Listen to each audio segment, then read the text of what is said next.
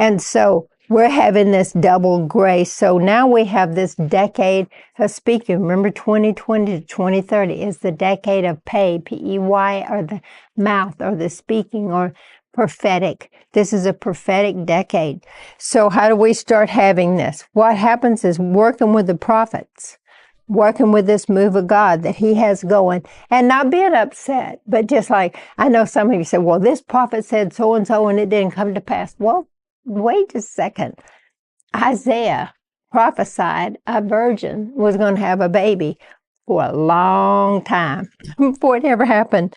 Don't you know, people were saying he's just a false prophet. It didn't happen. And that, besides that, it's impossible. But then there were other people who actually believed it. And they were waiting for the coming of the Messiah. They were waiting for the coming of Jesus Christ because they knew, I may not quite understand that prophecy, but I know that it's from God. And because I know it's from God, I'm going to hold on to it. And I'm going to believe on the inside of me. Well, that generation went away. Then it was hundreds of years before Mary had her adventure in faith with the angel and with God, and Jesus came. And so let's understand, what are the prophets telling us? What they're saying, how is it going to help us?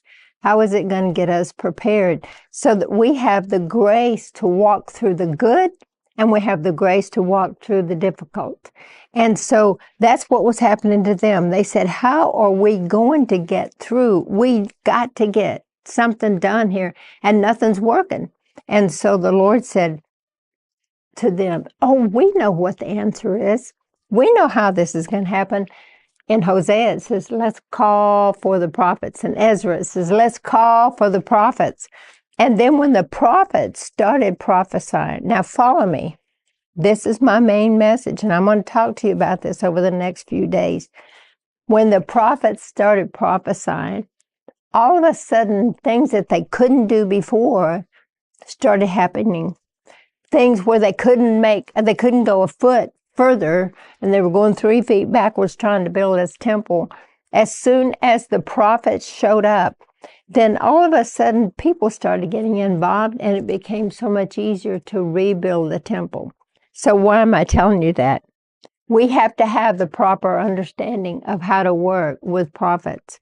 And I know some of y'all are thinking, well, not all prophets are really prophets, and some of them are not saying all the right things.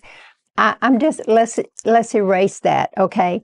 What I'm trying to tell you is there are prophets, the voice of the prophets right now, and there's a supernatural shift that has happened. You remember those words? A supernatural shift in the voices of the prophets that's moving us. It's a grace that's moving us forward in the things of God.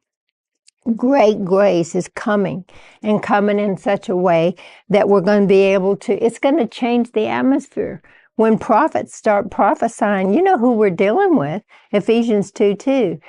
The prince of the power of the air. He's up there, Satan's up there going blah, blah, blah, blah, blah, blah. And so he's telling all these horrible things. We're going to do this. We're going to do that. We're not going to let the church do this. We're going to kill this one. We're going to die. Yeah. And so we'll bring out all this evil stuff about everybody and none. So all that's going on in the heavenlies or in the atmosphere. But then God brings a prophet. He will speak his word. You know, Amos 3, it says that God does what he does by talking to his prophets. And he's not going to do anything without talking to them. So we're listening to these prophets and we're saying, what are they saying? How are they seeing what's ahead? Well, I'm sure most of you are familiar with Kim Clement, and I started listening to his prophecy a long time ago, and he was talking about Trump. And he said he'd get in there the second time, but he didn't say it was going to be easy. He didn't say how it was going to happen. But we're going to have to hold on to some prophecies and decree them and pray them and not be aggravated at each other because things didn't turn out exactly like we thought they were going to turn out in 2020. So how are you going to prepare? Well, we're in this year. You know, last year, we all talked about the Hebrew year last year, and it was the year of the open door. Well, we know 1 Corinthians 16:9 says, wow, look at this open door. This is awesome. But there are many adversaries. Ooh, did you did you fight a few adversaries last year? Ooh, yes. And we're still fighting them. But this year is the window of opportunity. Isn't it amazing? God is opening up a place if we can stay steady, because I want to encourage you. If we can stay steady and we can keep our mind on what God is saying, and we can keep our heart from fear, and we can receive the love of Jesus, we can just stay steady. Stay steady. I'm telling you, stay steady. Then great grace will help us what? Take that mountain of obstacle that is in front of us and make it as smooth as a freeway. Have you ever been on one of these freeways? We got them all over the place around here. They're 6 lanes on one side, 4 lanes on one side, 4 lanes on the other side. Or maybe you get in those tollways. Oh man, you're doing 80 miles an hour down the road. Smooth. But then you've been on some of these country roads like we live on out here, these farm to market roads, bump it, bump it, bump. I like them myself. But anyway, but God's going to make us a smooth way, a window of opportunity. Now, is everybody going to receive that? Because people are going to get aggravated, mad, saying the wrong thing, getting up and doing stupid stuff and saying stupid stuff. And the next thing you know, Satan is going to take advantage of what we're saying. Have you ever made a bad confession? I know you have, because I have. We need to grab hold of our tongue and make sure that we're like, okay, Father, I shouldn't have said that. I shouldn't have gotten aggravated about that. And ask the Lord genuinely to forgive us, because every opportunity with wrong talking that we give Satan, if you give him an inch, he is going to take a mile every single time, and he's going to drag you down that road of destruction.